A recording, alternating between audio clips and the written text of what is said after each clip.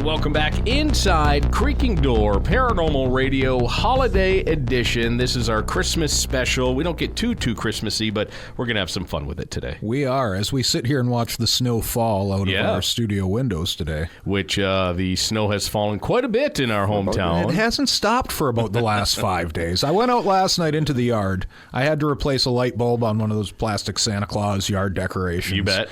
And holy wow, it was up to my knee already. Yeah. 2-3 weeks ago, we had no snow. Yeah, but that's how quick it can accumulate here in the UP. Well, that's just it. Coming off the big lake, right? And before you know it, we are buried again. So it's safe to say we are going to have a white Christmas. I don't think that's very seldom in doubt here in northern Michigan. I hate to say it, though. I think at least twice in our lifetime. I can think of once. I can think of once. I remember two. One was we were a little bit younger, but I remember the latest one wasn't too long ago, but there's nothing more depressing than a green Christmas. No, I agree with that because just from where we've grown up. Exactly. So do you have your list into Santa Claus? I do. I'm pretty sure it's already been kicked back, but yeah. Okay.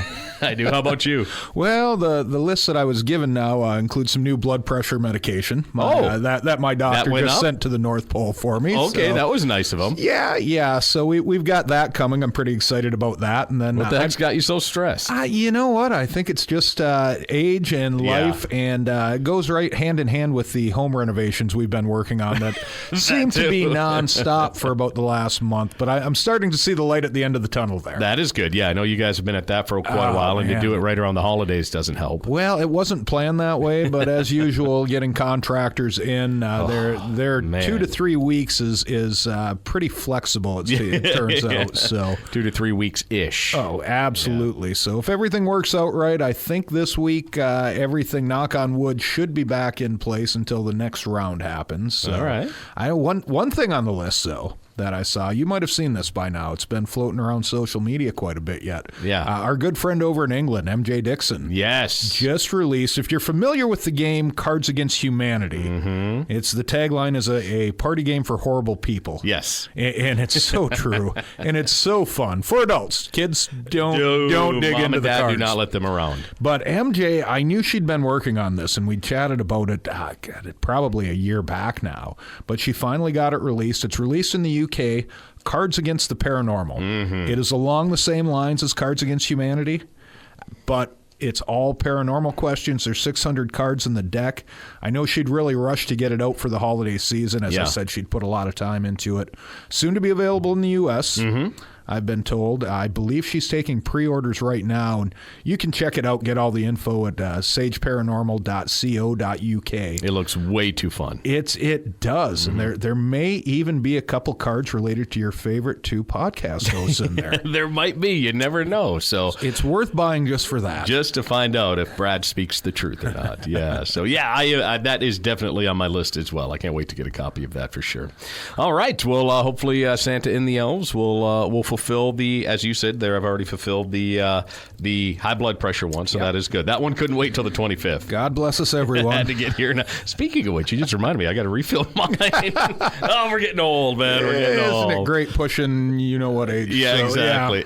Yeah. All right, very good. Well, it's great to be back in the studio for another edition of Creaking Door Paranormal Radio as we are wrapping up, hard to believe, another calendar year. Yeah, it is, isn't it? And a little bit better than the last one. It got off to a rocky start. And, of course, we're kind of on the other side of the C word, but it keeps popping up, but it seems to be mellowed out now. So, I mean, we're heading in, and we did a lot of live presentations this fall.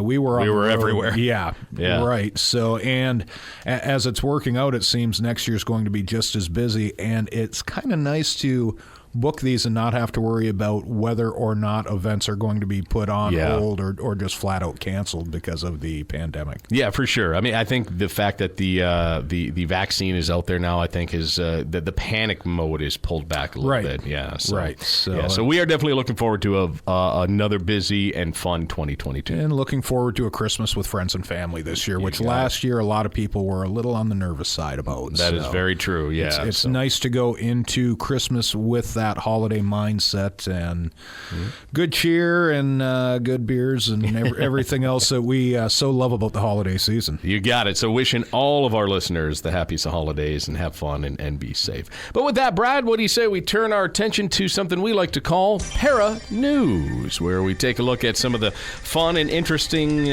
stories that are going on right now, hitting some headlines. And I would like to start with this one, which I literally woke up this morning and found the headline breaking. So I totally forgot that China had a moon rover going on, that they had their people, or their machines up on the moon right now. Well, Are you saying you don't believe it? I don't know. I wouldn't doubt it. I mean, obviously the capabilities are there, but I always take anything anymore, it seems, that comes out of China with a grain of salt. Yeah, me too, as well.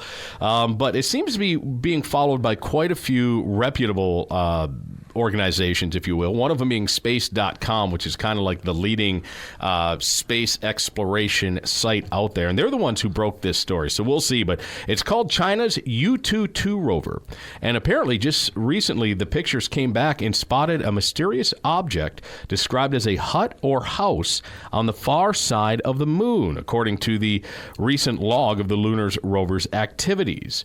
Now, Yutu-2 encountered the cube-shaped object while driving across the Von Karaman crater last month during the mission's 36th lunar day, according to the Post. The rover, which landed on the far side of the moon in January of 2019, sent back images of the object on the horizon. And according to the Post, the rover was located about 262 feet away and is expected to reach the site of that object in 2 to 3 months of trekking. Wow. That's a long time to get 262 feet. That's a hell of a road trip. Yeah, it is. Now, Space.com did point out that the mystery hut, some of it are calling the mystery shack, and there was another name for it, too, that I saw. And anyways, hut or shack. Bungalow? It could be that, too. Mystery bungalow on the moon. Space.com did point out that the mystery hut is used as a placeholder name based on its appearance. They don't believe it's literally a hut. The site also offered a possible explanation for the object's true origin. It could be a larger boulder that was excavated by an impact event. But if you do see the pictures of it and zoomed in, it definitely looks square like a hut. So we'll see. Obviously, we got to wait another 3 to 4 months, but we'll find out. Could be a Dollar General. They seem to pop up everywhere where you least expect it. You know what? If I'm a betting man, I'm going Dollar General for sure. Let's put money on that one. Yeah. Well, some stories you just can't quite make up. Now, I know you were a big fan of the Twilight series, right, Tim? The big sparkly... Twilight Zone, yes. Sparkly vampires, not so much. Well, Kristen Stewart, we remember her as the lead female role in that. She is gunning for gay ghosts, according to this headline in the Detroit News. Oh. Yes, the star of the Twilight movies is developing a gay ghost hunting reality television series, a project she's describing as, quote, a paranormal romp in a queer space, unquote. You can't make that up, folks. No, you cannot. Stewart revealed her plans to join the celebrity ghost hunting trend in a recent interview with The New Yorker. Gay people love pretty things, the 31-year-old BAFTA award winner told the magazine last month in an interview published this past Tuesday. So we're aiming for a richness, she added. Stewart, who recently announced she was engaged to her longtime girlfriend, Dylan Meyer, said that she's also writing a television series with her soon-to-be wife. Meyer's a fellow actress and screenwriter. Her latest songwriting project, the Amy Poehler-directed comedy drama Moxie, was released on Netflix in March. Stewart, whose performances as Princess Diana in Spencer has been generating early Oscar buzz, is not the only famous face to make the foray into the unknown. Pop star Demi Lovato, a Grammy-nominated singer and self-described activist and UFO experiencer, brings viewers on a road trip in search of the definitive answers to some of the biggest questions about extraterrestrial life in her Peacock series, Unidentified, with Demi Lovato. I believe a couple of the guys from the Tennessee Wraith Chasers, Chris and Mike. Part of that, yes. I think they make an appearance there. So I'm not. I remember earlier this summer hearing about Lovato getting out there to do this. This is a new one on Stewart. Yeah, this is Kristen Stewart. Also, fellow pop sensation Kesha has also recently announced a new TV series in which she plans to explore the unexplained. Conjuring Kesha is scheduled to premiere next year on Discovery Plus. Okay. I believe we may have a paranormal friend or two that are going to be popping up in that series. You'll have to find out, I guess, next year. Tune in and find out. Over the course of my life, I've always been drawn to the supernatural and the spiritual realm, the Die Young singer said in a statement. On this new show, I'll bring along my friends to some of the most mysterious paranormal hotspots to explore with me. We'll explore life's great mysteries and aim to catch something never before seen on camera. My hope is to show that supernatural isn't just a thing of myths and fables, she added. So, Kristen Stewart's Gay Ghost Hunting reality TV show, it doesn't say if there's a network or a platform that's picked this up yet in development, but I would bet you can watch for it next year. It seems any of the celebrities that get involved in the ghost hunting realm, they've got a made-to-go-to platform. Waiting for them. Yeah, with someone with her name in Hollywood, I'm sure someone was already looking for this. I would guarantee it. You will see this by this time next year. All right. Well, there we go. Interesting. Be watching for that one. My second story today for paranormal news, Paranews. Now, this one is really cool, but at the same time just kind of has this wicked sci-fi vibe to it too. Elon Musk, we all know about Mr. Musk. He has said that Neuralink, which is a company he is involved with, his brain interface technology company, okay, let that sink in. Brain interface technology company hopes to start implanting its microchips in humans next year. Yeah. Now, Neuralink, co-founded by Musk in 2016, is developing a chip that would be implanted in people's brains to simultaneously record and stimulate brain activity. It's intended to have medical applications such as treating serious spinal cord injuries and neurological disorders. Now, during a live stream interview at the Wall Street Journal's on Monday, Musk was asked what Neuralink had planned in 2022. He said, right now, Neuralink's working well in monkeys, and we're actually doing just a lot of testing and just confirming that it's very safe and reliable and that Neuralink device can be removed safely. He added, we hope to have this in our first humans, which will be people who have severe spinal cord injuries like tetraplegics and quadriplegics next year, pending FDA approval. So, yeah, even though it has that creepy sci-fi feel, just think if we are on the cusp of that. What could possibly go wrong with this? Right, exactly. But if we are at that point, one step closer to Terminator. That's just it. Yeah, exactly. So this isn't quite imitating the human brain, but it's manipulating the human brain with computer technology. Yeah, I'm sure the government will love to get control of this. Well, yeah. We'll see what happens. One thing we talk about a lot, Tim, is when people have a paranormal or an unknown experience, let's say, there are certain categories of people that you give a little more credence to, and I know we always talk law enforcement, military people of different professions that are, I guess, more adept to looking and sorting things out. Mm-hmm. This interesting story comes out of Pennsylvania about a mayor of a Pennsylvania town who had a run-in with Squatch. Oh. Or maybe this time of year we want to call it the Bumble. The Bumble, yes, because they do bones. The Abominable, yes. It's a legend many claim to have witnessed and others have only read about, but Wrigglesville Mayor Greg Stokes says he was out camping in Pikes County back in July of 1984 when he had his first experience with the big man. Squatch. Abominable. Bumble. Yes. At one point during the trip, he recalls hearing... George? I don't remember George. I just make it up. All right. Yeah. At one point during the trip, he recalls hearing something large and menacing on 2 feet rustling outside of his tent. Then he says he heard a scream that was horrifying and still haunting. Ooh. This thing let out the scream from hell. Wow. That would scare me. Yeah. It sat bolt upright in my tent. Guessing he means I. This thing vibrated my body so hard, I couldn't see the inside of the tent. I think we're still talking about the Squatch here. I think. And it has this huge resonance, and it was close enough to me that I could hear its lips pop apart when it actually started the scream. It was a very, very low guttural tone, recalls Stokes. Mayor Stokes says he's 99% sure it was Bigfoot, but leaves the 1% of doubt only because he didn't actually see it. He's spent the last 37 years reading and researching Sasquatch and meeting other people with similar experiences in the Pennsylvania Bigfoot Project, which currently has about 20,000 members. That's interesting. Yeah, that's a lot. One state, yeah. The Bucks County chapter is just getting started. There's about 400 to 600 sightings that are reported a year. There's Pennsylvania Bigfoot Project meetings being held on a regular basis. He says their goal is to share stories, but also to understand the species they all believe are living among us in the woods in our areas. So if you wake up vibrating in your tent... First of all, check to see what you packed. Might want to call Mayor Stokes, but yeah. So again, another what we may consider a bit more of a qualified or believable Squatch report. It's interesting. He gets so detailed into everything about the encounter, except he didn't see anything. Right. Which, yeah. Interesting. Yeah. Love it. Love stories like that.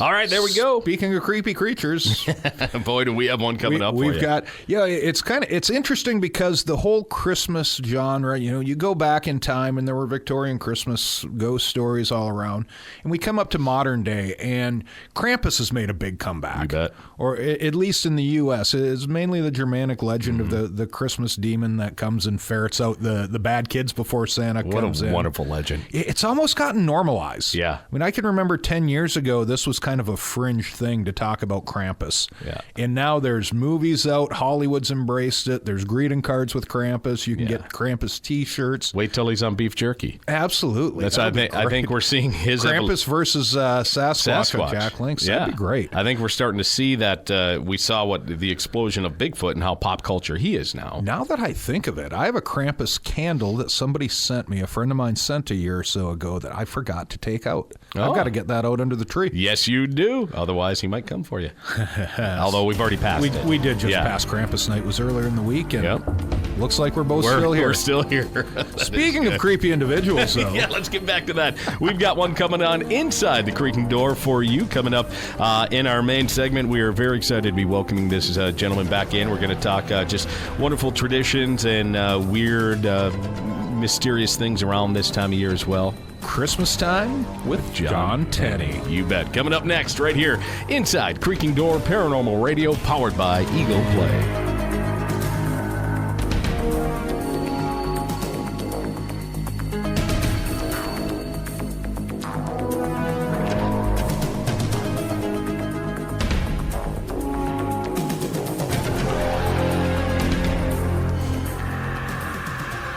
Our world is filled with hidden mysteries and wonders for those who open themselves up to possibilities that science has not yet explained. Tim Ellis and Brad Blair, two of the authors who brought you Supernatural Haunts, Upper Peninsula Paranormal Research Society case files, and hosts of Creaking Door Paranormal Radio, continue their exploration of the bizarre and otherworldly in their latest book, Great Lakes Monsters and Mysteries. Join Brad and Tim as they recount some of the myriad legends of the lore of the United States Great Lakes region, along with monsters of the deep you'll read of UFOs and alien encounters, shapeshifters, cryptids, both winged and terrestrial, imps, fairies, gnomes, black-eyed kids, haunted lighthouses, and phantom schooners. Tim and Brad also share some of the ghost stories and mysterious happenings shared from their listeners of Creaking Door Paranormal Radio. Get your copy of Great Lakes Monsters and Mysteries today at www.supernaturalhaunts.com.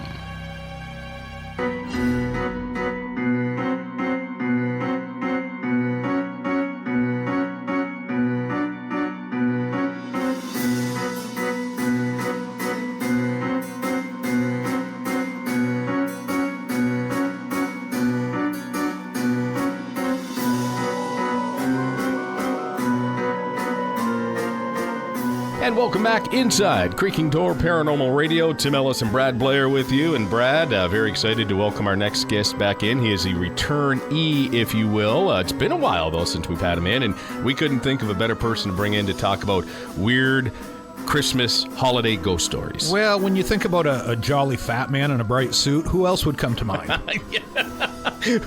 We'll see what he thinks of that one, because maybe quite the opposite. Yeah.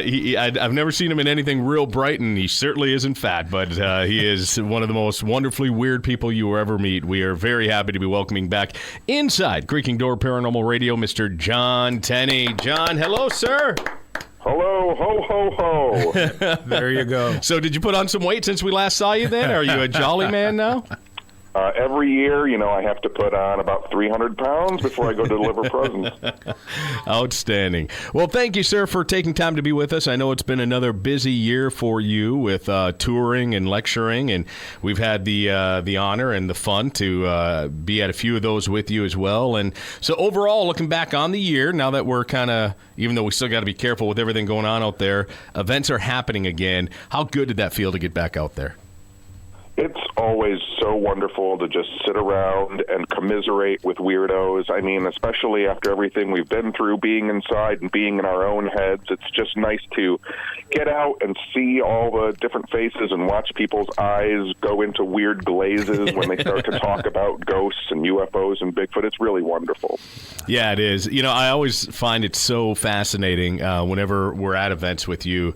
It's always fun to watch after John Tenney speaks, the lineup that comes to your table, because you seem to really strike a chord with these people, and they just want to come and take in more of that weirdness. And then he disappears and has a smoke, so they stand there a while, so it's worth the wait. It is worth the wait, but it never fails wherever we go, John. You always seem to strike that chord.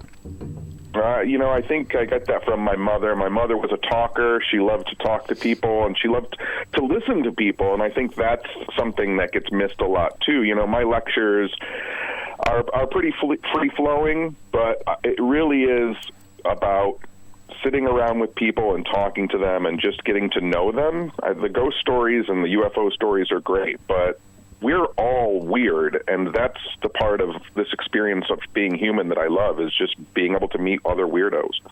Yeah, for sure. And I think, to pigeonhole you into a paranormal person or a ufologist person is wrong, because anyone who's ever gotten to know you or sat through your lectures, I mean, your lectures go from one side of the room to the other, and you hit on every subject. It's just the way my brain fires. I've been to enough classes and seen enough lecturers to where when people, everybody has their own style, but when someone pulls up a bulleted, list on a giant screen and they kind of sound like they're speaking, or doing a lecture they've done 1,000 times, I personally tend to lose interest. But my brain is so frenetic that I'm looking at the crowd, I'm talking to people, so I kind of gauge what people want to hear, and then as I'm lecturing, it just all comes out of my mouth, a mishmash ramble of nonsense, and people seem to like it. And as Tim said, it's been a busy season. It's been a busy Halloween. Every October, November is busy in the paranormal field, but it seemed to be that much busier this year, I think, with people doing makeup events, people getting out for just that paranormal experience once again that they could have one-on-one. Now we're past that, but it seems there are a lot more Christmas events this year, or holiday season events that I'm seeing out there that are paranormal related. Do you have anything booked up in your lineup for this, John? I actually don't.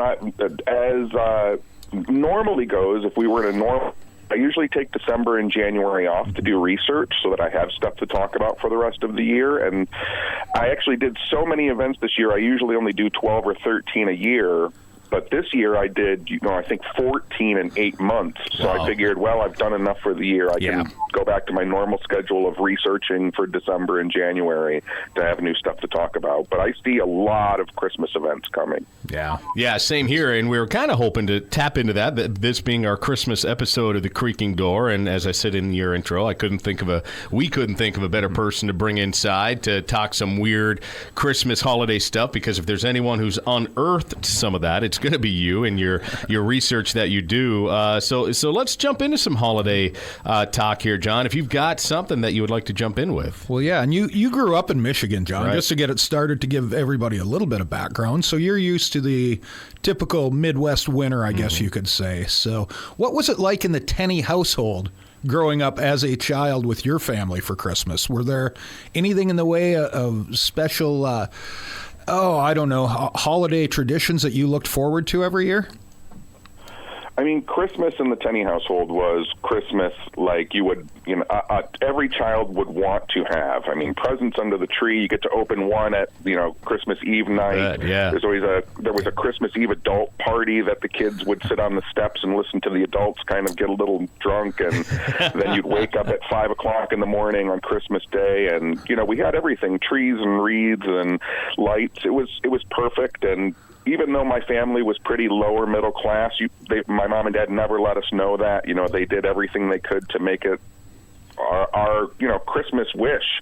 The only real tradition that we ever had in our house was my mom would have presents for relatives that had passed on, and they were just empty boxes, but they were wrapped and left under the tree as kind of a sign to grandmothers and grandfathers and aunts and uncles who had passed on. That's really cool. Did she ever mess up the tags and accidentally put your name on one of those empty boxes under the tree? The other thing is my mom and dad, you actually just reminded me of this, so none of the presents under the tree, except for those relative presents, my sister and my mom had this complex code of numbers so that if my sister and I found our presents wrapped in the house before Christmas, we didn't know if it was my present or my sister's present because it said number 23 or 226.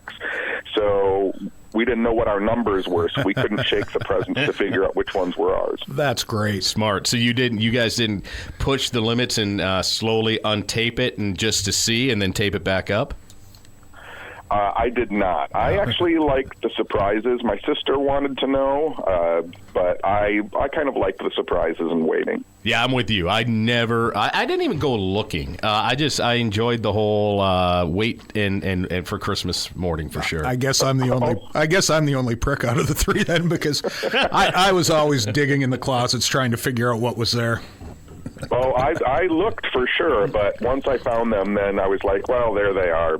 But I looked for sure. I was a detective around the house. Love it. So do you, growing up and getting involved with conspiracy theories and everything that is not of the normal, and I say that with all due respect, did you ever have a weird holiday or Christmas paranormal event happen to you growing up? Not growing up. I did have a experience, if I may indulge your audiences. Please. I was sitting around one night at Tenney's with some friends. They weren't interested in paranormal stuff, but they wanted to be scared. So they said, can you take us to some scary place? And it was probably 1 o'clock in the morning. And we drove out to like the Lapeer area of Michigan. There's an old cemetery out on a place called Blood Road. And perfect.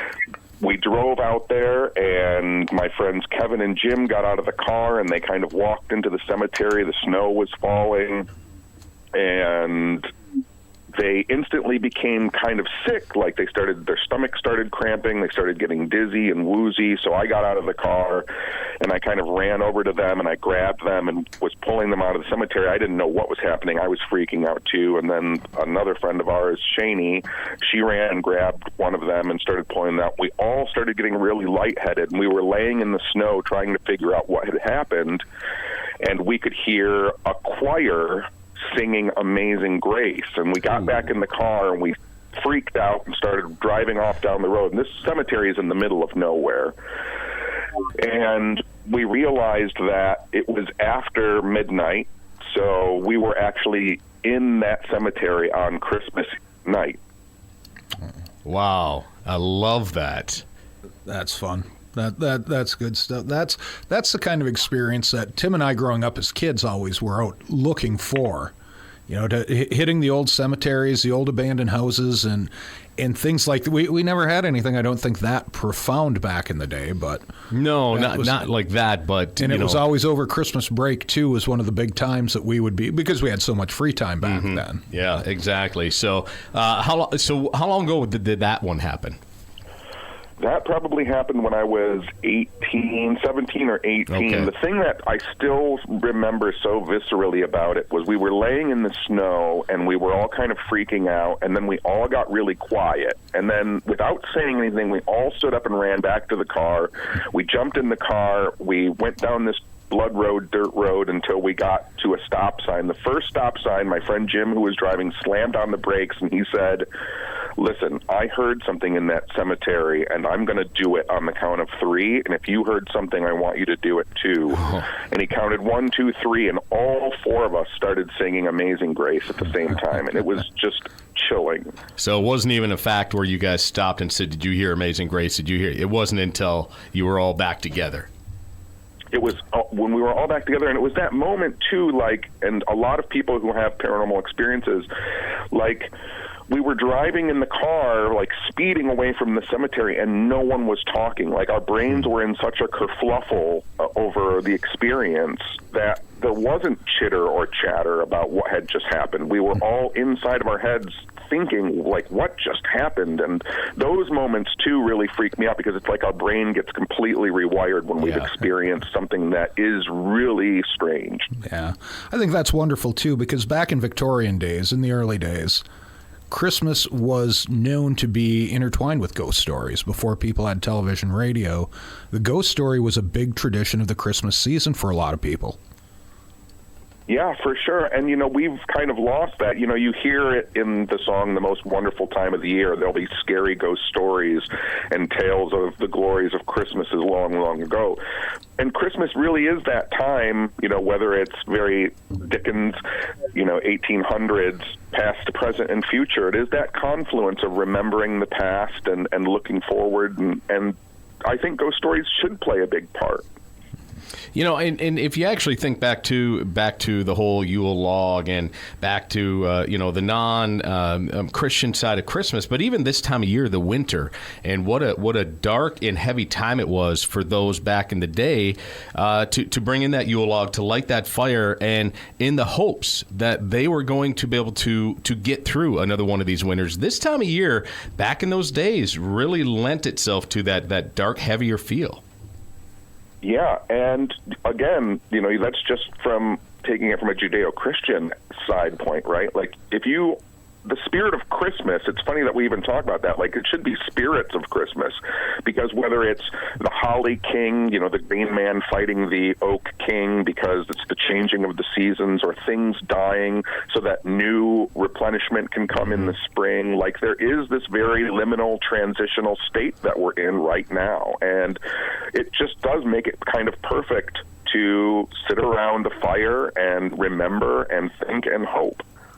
Yeah, exactly. It's a great point. You know, I'm sitting here, we're talking about this, and we're talking about Christmas and the memories of being a child. This kind of brings me back to something we learned, another great story about you. Every time we get a chance to be around you, John, we always seem to learn something new about John Tenney. And you shared with us when we were down at Old Mill Parafest in Dundee this wonderful story. And this is kind of getting away from the Christmas side of it, but again, it just kind of touches and reaches to that child inside of all of us. That great story about this mystery place you remember going to as a child, and then finding your way back to that as an adult and going on this amazing hike and this journey to find it. And that was such a fascinating story. I've never heard you share that one before.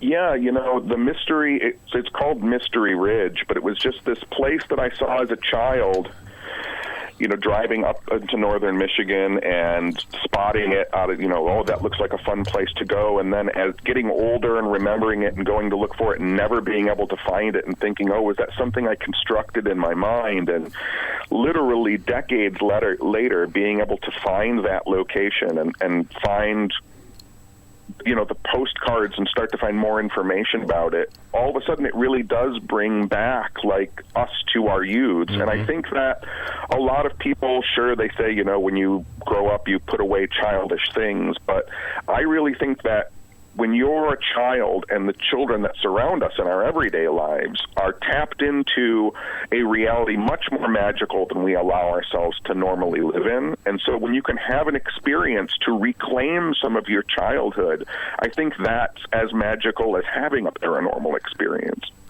Yeah, so true. So taking us through your years of investigating and talking to so many people who have shared their experiences with you, whether it be paranormal or UFO or cryptid or anything like that, do you have anything that kind of ties into this season? One of the things that I get, and it gets harder now because obviously of social media, but probably starting in the mid-'90s, people would send me a lot of photographs and stories of finding footprints on their roof, which I love. I think it's great. As a matter of fact, I think it was in 2008, I found a pair of footprints on my roof.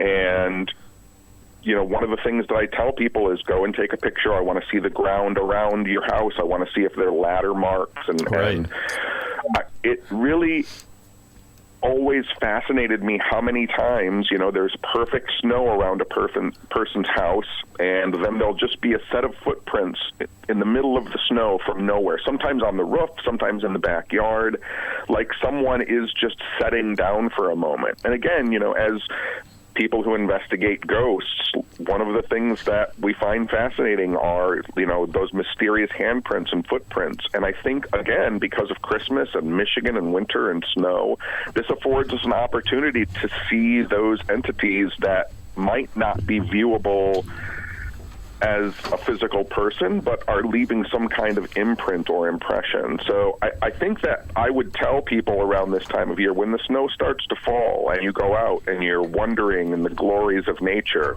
look for strange footprints, because I think you will probably find them. I always thought that this would be the best time of year for someone that is into Bigfooting to be out, somebody that's out looking for Sasquatch or Yeti or whatever you want to refer to it as. But with the winter snows around here, especially in northern Michigan, if there is some creature of this size wandering through the woods, this would be the perfect time to pick up on something like that. And I think that harkens right back to what you were just saying. Mm-hmm. Yeah, I really do. I've told people for years and years, I don't really tend to investigate during the winter because it's Michigan, it's very cold, and I know that houses are going through a lot of stress as they change from, summer, fall to winter, so they're getting a lot of weird stuff in your house. But at the same time, I also implore people that snowy times are great times to go to cemeteries. They're so quiet. And you will really be surprised at how many, quote-unquote, mysterious footsteps you will find in a cemetery, where there'll be footsteps around a grave, but there's no footsteps leading to the grave. This happens a lot, and I get a ton of reports about it. And I think that people aren't looking for it, so they don't see it. But it's also a great time to go to a cemetery, like I said, to reflect in the quiet and the ability to perhaps see something really strange. Yeah, it's funny because this last spring, it actually would have been late winter because we still had snow on the ground. We had someone approach our team who they had a doll they wanted out of their house, and we needed a place to put it. So I took it home, and it's in the spare bedroom. And shortly after we brought it home, a weird thing happened where this door in the bedroom ended up getting moved, or this chair in the bedroom ended up getting moved in front of the door to where the door wouldn't open without a lot of force. One of the first things that we were able to do was to go look out behind the house where the window is into that room to make sure there were no footsteps there, like if anyone was trying to play a prank or came in through the back window. So, yeah, it really can become a tool in your toolbox this time of year. Yeah, and again, hearkening back to those old Victorian days, you can sit around in your house, and I tell people sometimes too, with all of the gadgets that people have, I do a lot of experiments with candles, and this is a perfect time to kind of sit around in the dark on a nice cold winter's night and light a couple candles and put them on the other side of the room, and, whether or not people see the flashlight experiment or they use K2 meters with like buzzing and beeping lights, like put two candles on the other side of your room and then ask questions of the candles and watch them flicker and jump. And I think that, again, people will be amazed at how easy it is to have a little paranormal moment with something as simple as a couple of candles. Designate one as yes and one as no, and go and have fun for ghosts. Yeah, exactly. Kind of goes back to the old, the laying of the one of Brad's favorite historical figures is Harry Price, and absolutely, who loved to have a flask of whiskey in his ghost hunting box. But he in case also anyone passed out. Sure, right, exactly. But also, back in the days when they would lay talcum powder and whatnot on the ground too. Mm-hmm. It's the same theory. Yeah, for sure, to catch footprints, which the snow is your talcum powder in this case. Yep. Yeah, exactly. Yeah. So, so what else, do you, with some research you've done on your own, not necessarily people who have come to you, John, but anything else you've learned of kind of a ghost story that revolves around whether it be Christmas or the New Year?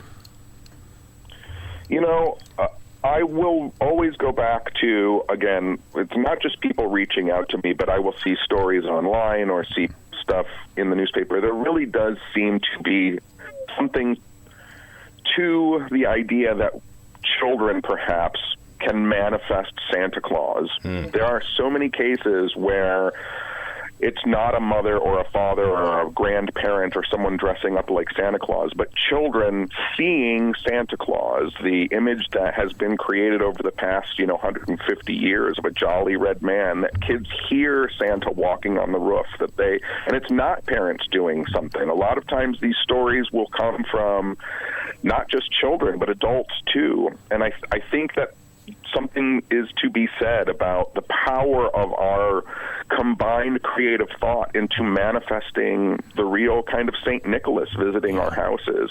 This story gets told over and over again, and I know that a lot of people write it off to childhood imagination, and I think, unfortunately, we do that too much, and we miss just how strange the experiences we have are having. So kind of a tulpa Santa Claus. Yeah, That's fascinating. Yeah, for sure. It's so crazy to me because we do live in a social media world. If you look online right now, like for mystery Santa Clauses, like there are photographs of people who seem to have images of what looks like, Kris Kringle, Santa in his suit, and there's no one around. There was no one dressed up like Santa. Sometimes you will even hear reports of Santa, door knocking, coming up to people's houses, but only one house in the neighborhood, and then they look out the window and there's no guy walking down the street, or there won't be footprints leading up to their house in the snow.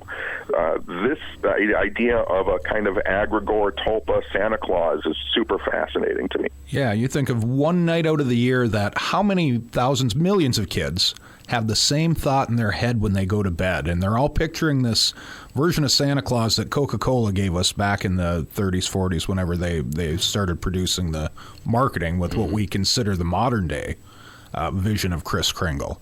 And all of these kids at the same time, or roughly the same time, the same night, laying down with the thought of this man coming into their house, and then it manifests. How exactly. Cool. And Santa himself, he's a giant magical elf. Like, he already, in that imagining that children have, like whether or not they realize it or not, they do have ideas in their head that he can fly around the world in the night, that he can zoom up and down a chimney, that he is magical, that he can, wink his eye and twist his nose and magical things happen. So there's even that component to their thinking and their imaginings of Santa that might push into reality a very strange creature. Yeah, for sure. Absolutely. This time of year, too, you always hear a lot of, I know Rosemary Ellen Guiley used to love to share her stories of angels and miracles around this time of year, too. There's so many of those type of magical stories near Christmas and the New Year. Yeah, it's one of those things too. We, as paranormal researchers, people think in their own religious spectrum and their own spiritual spectrum, but it is one of those moments, whether it was my mother, who was not religious at all, putting presents underneath a tree for our ancestors. There is a lot of ancestor worship, and there's a lot of dream stories. There's a lot of interactions with quote-unquote angels, ancestors, and people that we loved coming back just to give us one more moment. And those seem to be very common around this time, too, because, again, our minds have become a little bit more magical. We're in our houses. We're starting to think about the past, present, and future.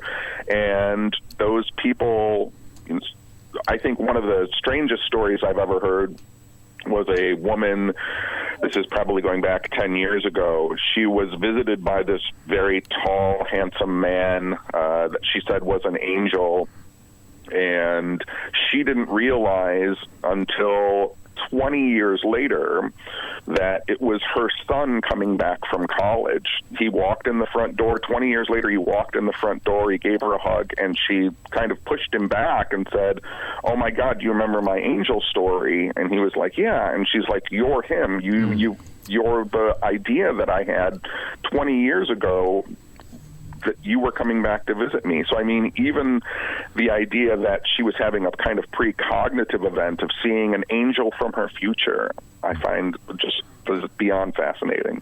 Yeah, you've got a few stories like that you have heard from your clients in the past, John, that almost it really lends credence to this whole time slip possibility of seeing ourselves in the past or the future, and we're actually the ghosts that we're witnessing. It's so trippy to think about that.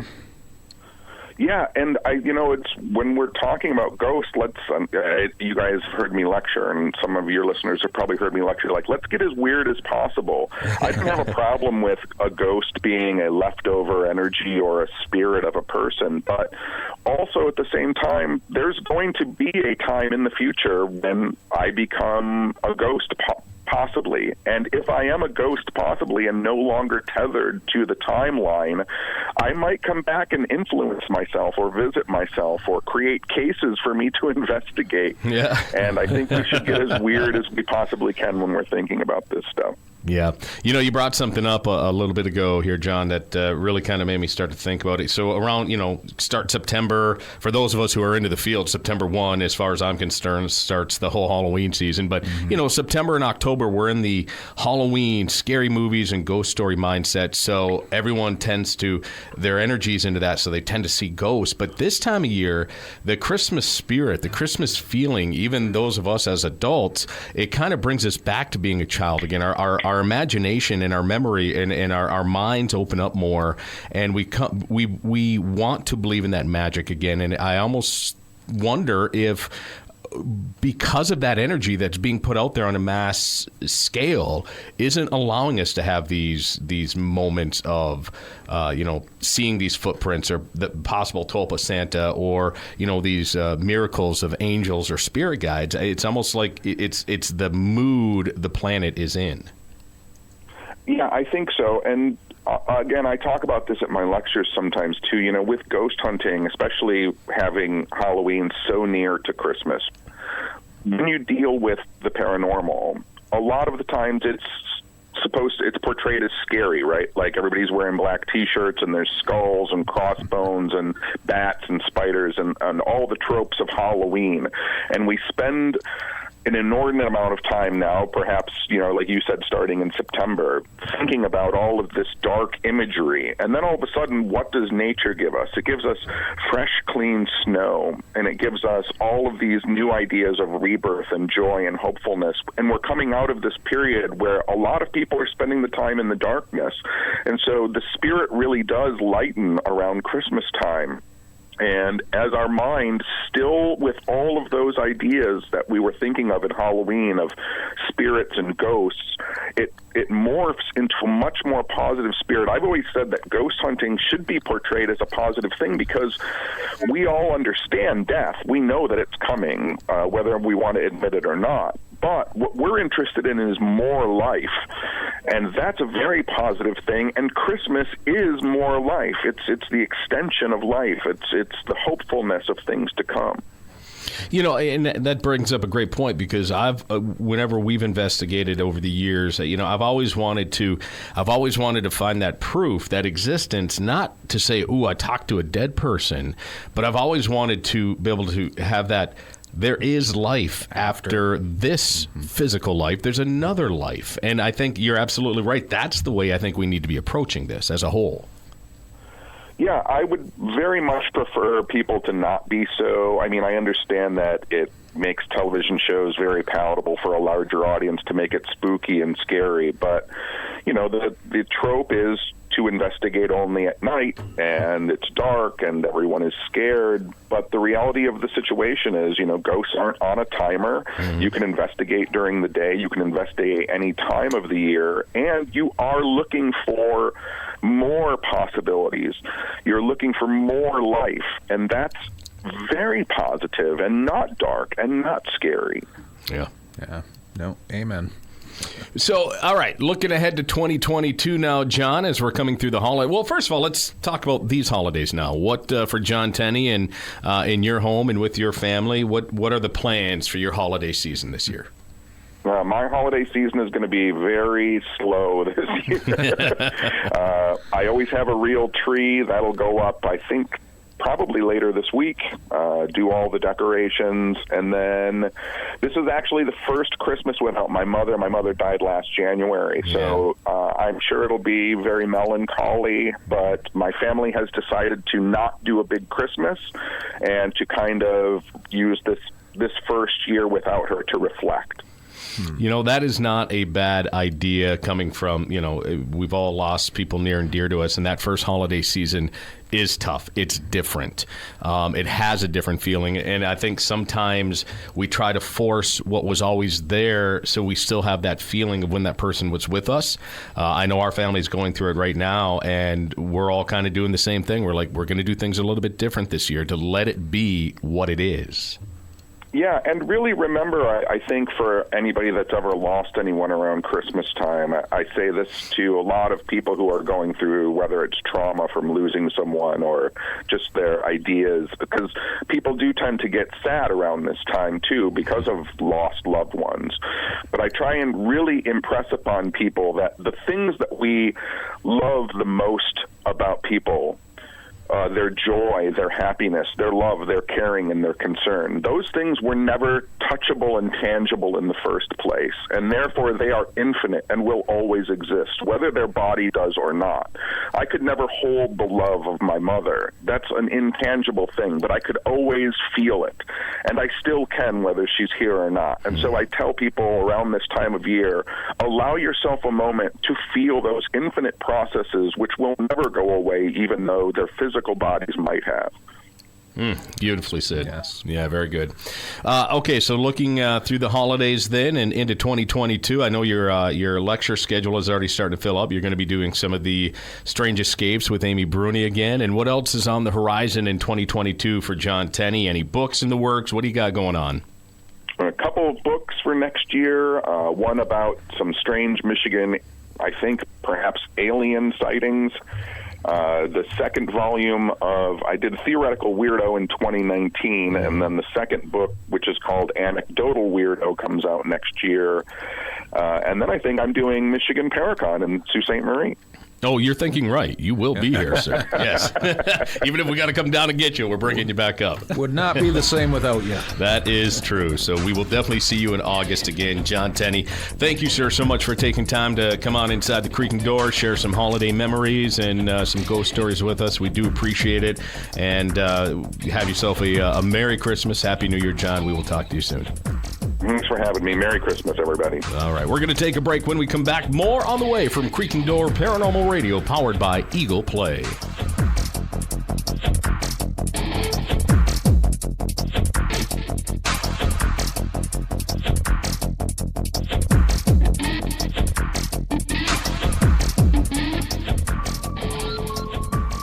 Think of Michigan's Upper Peninsula as this scary attic sitting there above the rest of the state. I can think of no better guides to take you inside the history and lore than the guys of the Upper Peninsula Paranormal Research Society. Those are the words from writer and lead researcher for the hit TV show Ghost Adventures, Jeff Belanger. For over 20 years, the Upper Peninsula Paranormal Research Society has dedicated their lives to researching the paranormal. And now, some of their favorite cases are brought to life on the pages of their debut book, Supernatural Haunts. Come inside these pages with the team as they share intimately the history of each location and their experiences during their investigation. Learn their techniques and some of the most intense moments they have faced. True stories and true accounts of ghosts await you inside the pages of Supernatural Haunts by the Upper Peninsula Paranormal Research Society. Get your autographed copy today at www.supernaturalhaunts.com.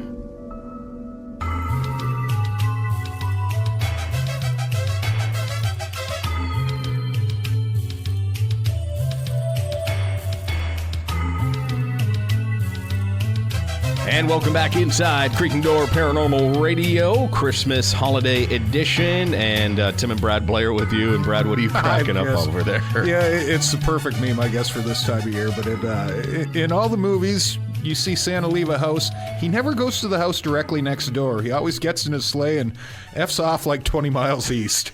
Like, isn't that true? That is very You never true. see Santa just hop to the next rooftop. He's always in the sleigh and gone. Gone. That's away very with true. Away with a dash. The way he does it is not very, just doesn't make sense. You're right. But somehow he gets it done. He discriminates, I guess, between different children. He's must from be. one house down, 20 miles east. I never thought of this. That is a very Why did I very never good think point. of this? I This don't is know. great. Yeah. That's every every holiday cartoon or movie Yep. you see. He gets in and he's gone. Huh. Yeah. Prove me wrong. Maybe we're just catching him at the last house before he's got to go to the next city.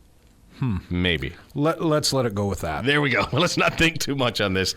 But once again, want to thank John Tenney for coming on Inside the Creek and Door. Always great to get caught up with John. Absolutely. And Yeah. God, we were fortunate enough that a handful of venues and events that we spoke at this last fall that John was also at. So we did get to hang out quite a bit this fall with John, and always a lot of fun. Yep, it is for sure. And so thank you, John, for coming on in. It is time now for our mailbag segment. Remember, if you ever have any questions or stories you want to share with us for our upcoming shows, you can reach out to us at our Facebook page, Creek and Door Paranormal Radio, Twitter at Creek and Door Radio, and reach out to us that way, and we will go through your questions and stories, and always happy to share these on our show. This one came from Stephanie Pierce in Toledo, Ohio, which we were just in this summer for one of our events, and she even mentions that. She says, hello, Midwest Brad. Bearfest. Yep. She says, hello, Brad and Tim. I am from Toledo, Ohio, and was hoping to get a chance to be at the event there this summer. Did not get a chance to make it, so was unable to hear you guys speak on your new book, Great Lakes Monsters and Mysteries, which I do own, though. I bought it from your website. Thank you, Stephanie. We appreciate that. And I was wondering, though, coming from the Upper Peninsula of Michigan, which is heavily wooded, have you guys ever had any Bigfoot experiences up there? That's a great question. We get that thrown at us once in a while, actually.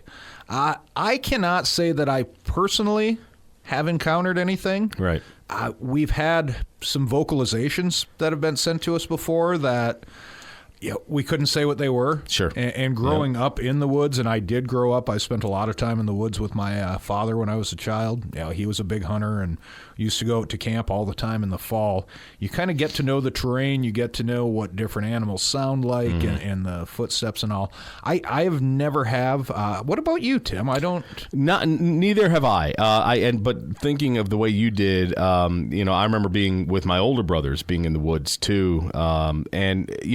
Thinking back on it, I remember always hearing like tree knocking, and then not at the time, really putting that two and two together with possible tree knocking that is now associated very much with Bigfoot sightings. But that's all for me personally. I think back on that quite a bit, being younger and hearing the tree knocking, and of course, being a young kid, anything could sound like a tree knock back then. But that's the only thing for me personally. But I know over the years, with us being with the Upper Peninsula Paranormal Research Society, even though we're mostly into haunting researching, we've had a lot of people, handful of people throughout the years, reach out to us with some Bigfoot situations where we have done some, not real deep, thorough investigating, but we have done some work for them. Yeah, recently. In fact, we had two this summer. This summer alone. Yeah, that one. There was one just outside of Sault Ste. Marie that Tim and I went.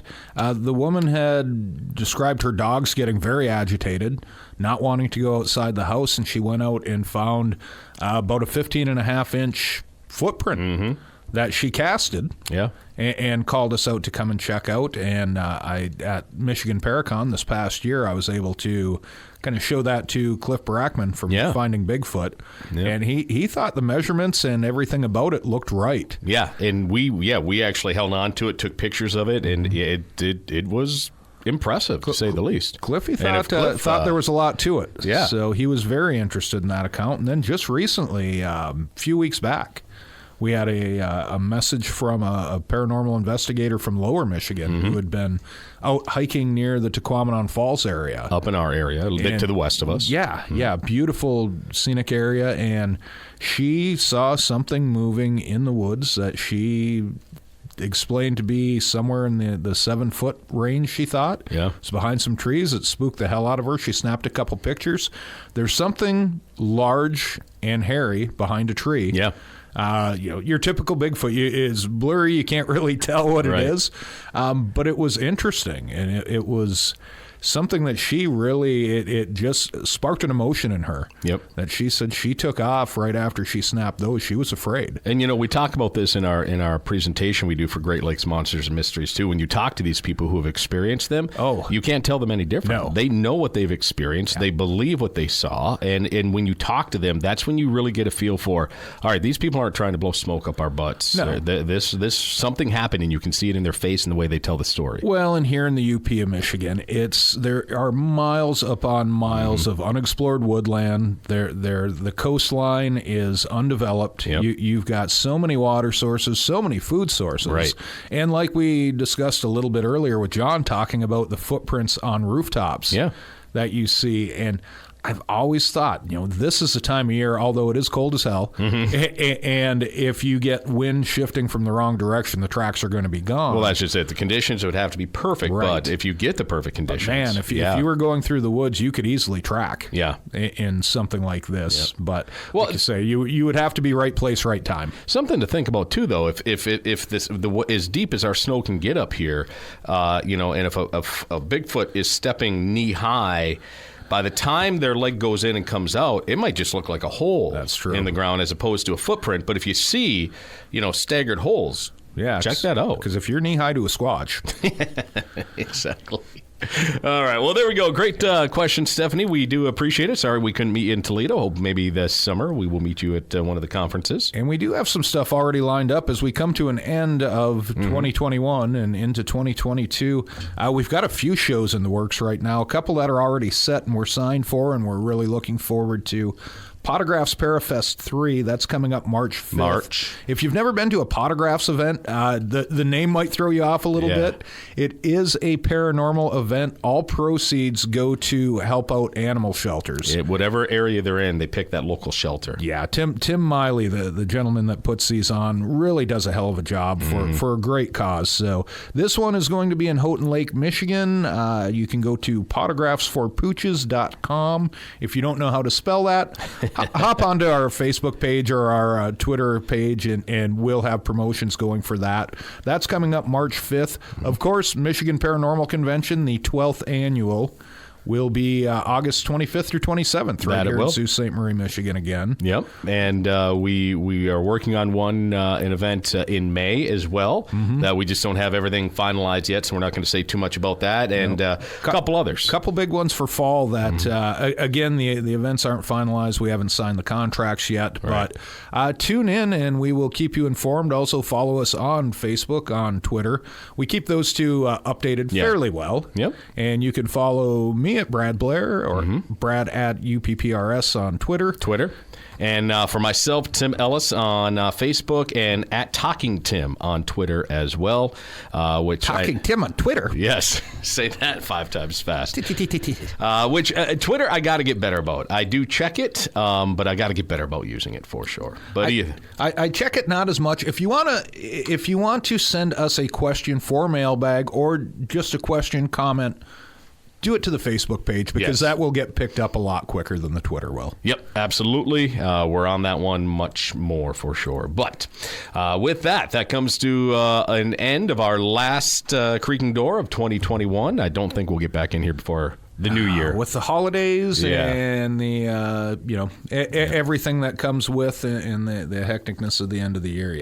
I just can't see it. So nor do I. But we do have a few big guests lined up to start out next year. So very excited for that. I am too. So just keep your eye here. And as I say, follow us on social media, and we will keep you updated as new shows post. You got it. And on behalf of my co-host, Brad Blair, our engineers, and myself, Tim Ellis, we are all wishing you a very Merry Christmas, Happy New Year, have a wonderful end of the calendar year, and we will talk to all of you in 2022. This is Creaking Door Paranormal Radio, powered by Eagle Play. The Creaking